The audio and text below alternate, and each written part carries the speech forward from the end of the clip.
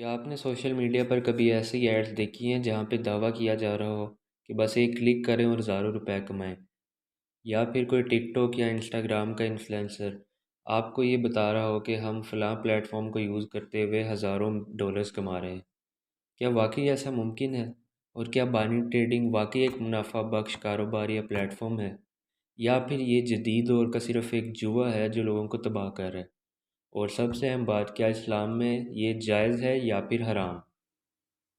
अगर आप भी बाइनरी ट्रेडिंग के बारे में सोच रहे हैं या पहले से कर रहे हैं या फिर किसी इन्फ्लुएंसर की बातों में आकर इसे शुरू करने का सोच रहे हैं, तो ये वीडियो आपके लिए बहुत अहम होने वाली है। इसे आखिर तक ज़रूर देखिएगा क्योंकि हम इसमें कुरान और हदीस की रोशनी में बाइनरी ऑप्शंस के बारे में आपको वाज़ेह तौर पर बताएंगे और ये वीडियो आपकी ज़िंदगी बदल सकती है। पार्ट वन, बाइनरी ट्रेडिंग क्या है और ये कैसे काम करती है। तो बाइनरी ट्रेडिंग प्लेटफॉर्म जैसे कि कोटेक्स या बिनोमो एक सादा हाँ या ना के असूल पर काम करती है। यानी आपको किसी एसेट, ये मिसाल के तौर पे फॉरेक्स स्टॉक या फिर किसी करेंसी पेयर की कीमत का अंदाज़ा लगाना होता है कि ये स्पेसिफिक टाइम में ऊपर जाएगी या फिर नीचे।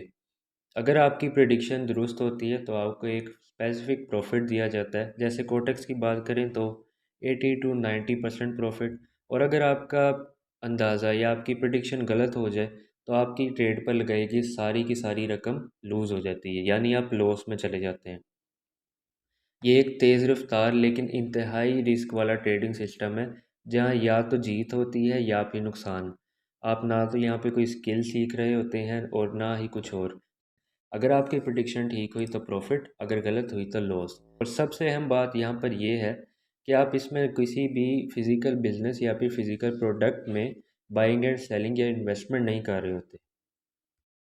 और ये भी एक हकीकत है कि 90% से ज़्यादा लोग बाइनरी ट्रेडिंग में पैसे गंवा देते हैं और जो लोग जीते हैं वो भी ज़्यादा देर तक नहीं जीत पाते। पार्ट टू, क्या बाइनरी ट्रेडिंग इस्लाम में हलाल है या फिर हराम? तो इस्लाम में तजारत को जायज़ कहा गया है, लेकिन सूद, जुआ और गैम्बलिंग यानी धोखाधड़ी पर मबनी कारोबार को सख्ती से मना किया गया है। अब हम यहाँ पे दो तीन फैक्टर्स पे बात करेंगे। Number one, गरर। गरर यानी गैर यकीनी सौदे, अनसर्टेनिटी या फिर रिस्क।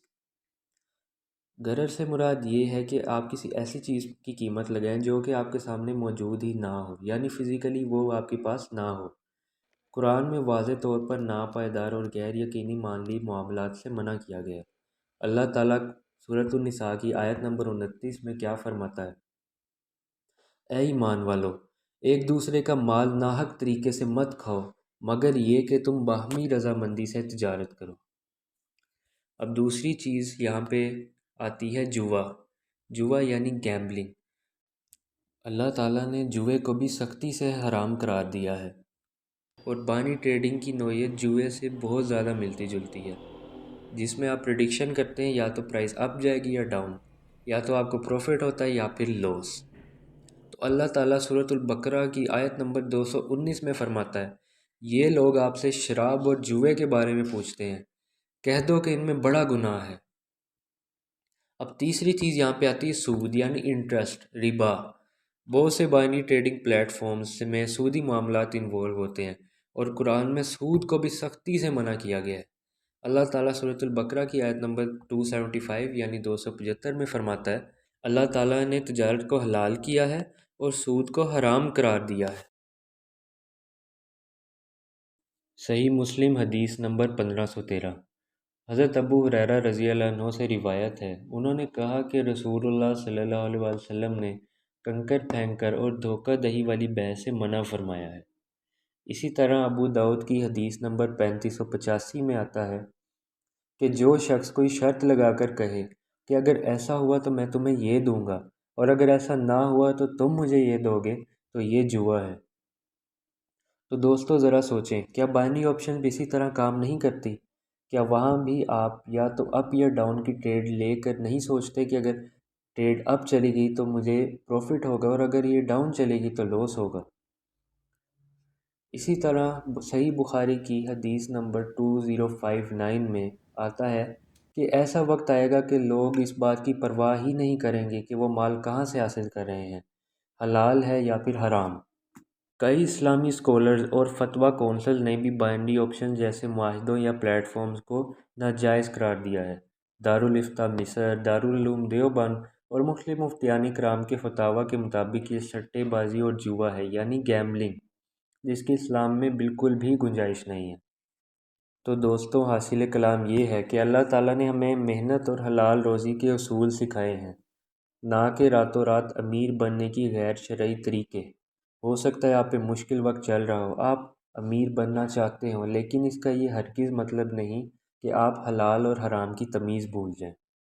بائنری آپشن جیسے ذرائع سے آپ شاید پیسہ تو بنا لیں گے، شاید آپ یہ دعویٰ بھی کر لیں گے کہ ہم نے جی ویگنز لے لی، ہم بلینئر بن گئے، ہم کروڑوں روپے کی ٹپس کر رہے ہیں اور ہمارے پاس بہت پیسہ ہے، لیکن یہ یاد رکھیں کہ یہی پیسہ، یہی گاڑیاں، یہی دولت قیامت کے روز آپ کے لیے دوزخ کا ایندھن بن سکتی ہے۔ ویڈیو کا اختتام ہم سورۃ البقرہ کی آیت نمبر 268 سے کرتے ہیں۔